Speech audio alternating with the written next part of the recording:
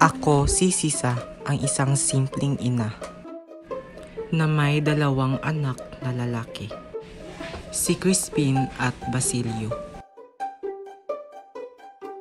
Sa kabila ng malupit na pagtrato ng aking asawa, mahal ko pa rin siya.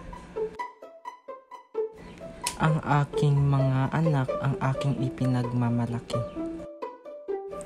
Ngunit isang araw, umuwi si Basilio na sugatan at wala si Crispin. Sinabihan ako na si Crispin ay magnanakaw at si Basilio ay kriminal. Hindi totoo yun. Kahit mahirap man kami, pero mabubuti kaming tao.